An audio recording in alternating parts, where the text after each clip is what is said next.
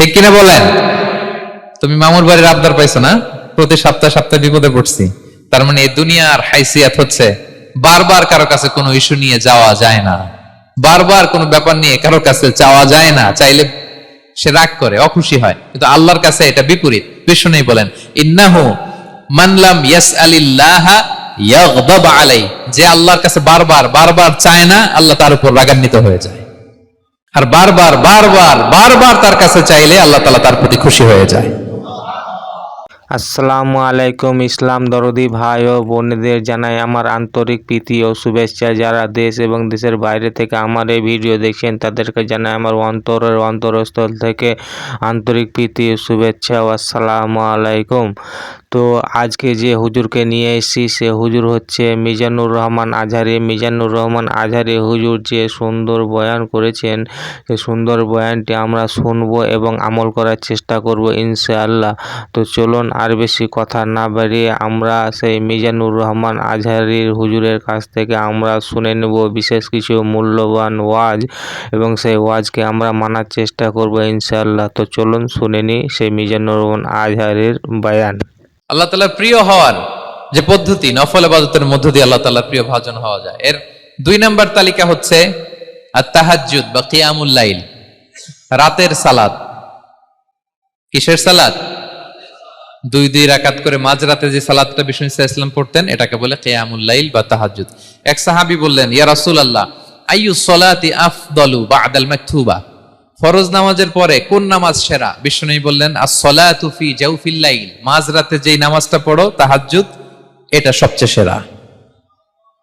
ফরজ সালাতের পরে সবচাইতে শ্রেষ্ঠ সালাত হচ্ছে তাহাজ্জুদের সালাত।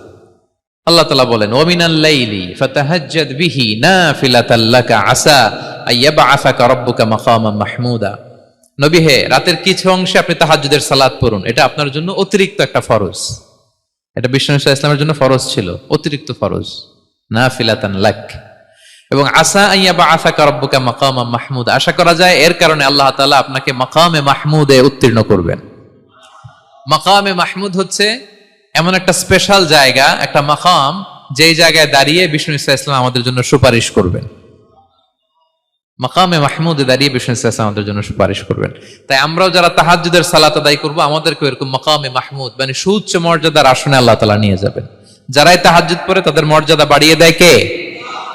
এই নামাজটাকে আল্লাহ এত পছন্দ করেন কেন? এর কারণ, এটা এমন সময় পড়া হয় যে সময় দুনিয়ার সবাই ঘুমায়। দুনিয়ার সবাই কি করে?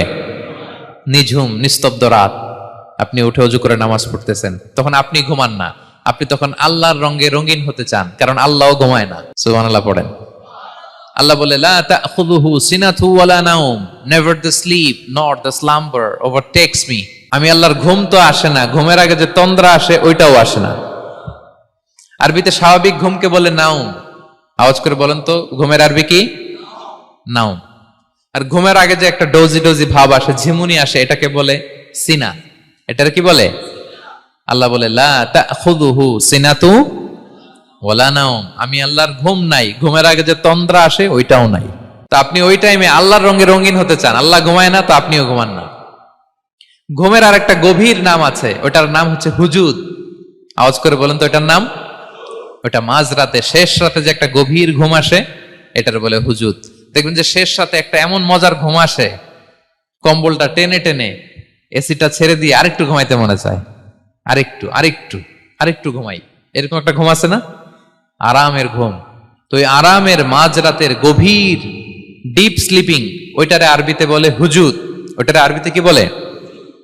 এই হুজুদের ঘুমকে স্যাক্রিফাইস করে যে নামাজটা পড়া হয়, ওইটাকেই বলা হয় সলাতুল হুজুদ বা সলাতুত তাহাজ্জুদ। পড়েন সুবহানাল্লাহ। হুজুদকে স্যাক্রিফাইস করে আপনি নামাজ পড়েছেন, এজন্য এই নামাজটার নাম সলাতুল হুজুদ বা সলাতুত তাহাজ্জুদ। ওয়া মিনাল লাইলি ফাতাহাজ্জাদ বিহি নাফিলাতাল লাক আসা আইয়াবআসাকা রাব্বুকা মাকামান মাহমুদা। আপনি যদি প্রশংসার স্থানে উন্নীত হতে চান, তাহলে এই রাতের সালাত পড়তে হবে। বিষ্ণু সাল্লাল্লাহু আলাইহি ওয়াসাল্লাম দীর্ঘ সময় এই কিয়ামুল লাইলটা করতেন। সেজদায় কত লম্বা ছিলেন এটা তো একটু আগেই বললাম। কত লম্বা ছিল? এক একটা সেজদায় 50টা কোরআনের আয়াত তেলাওয়াত করা যায়, এত লম্বা সময় তিনি সেজদায় থাকতেন। সুবহানাল্লাহ। আর কত দাঁড়িয়ে থাকতেন এটার বলে লাভ নাই। দাঁড়িয়ে থাকতে থাকতে থাকতে থাকতে হাত ধরে যেত, এরপরে হাত ছেড়ে দিতেন। তারপর কোরআন তেলাওয়াত করতেছেন, আবার একটু ভাল লাগলে আবার হাত বাঁধতেন, দাঁড়িয়ে থাকতে থাকতে থাকতে থাকতে হাত্তা তাতাফাত্তারা কদামা, পা দুইটা ফুলে এরকম মোটা হয়ে যেত। আম্মা জান আয়েশা বলতেন, ইয়া রাসূলুল্লাহ কদ গুফিরা লাকা মা তাকাদ্দামা মিন যামবিকা ওয়া মা তাআখার, আপনার তো এমনিই গুনাহ নাই, কিন্তু আল্লাহ ঘোষণা দিয়েছে আপনার আগের পরের সব গুনাহ মাফ। তা আপনার কোনো গুনাহই নাই, আপনি এত কষ্ট কেন করেন?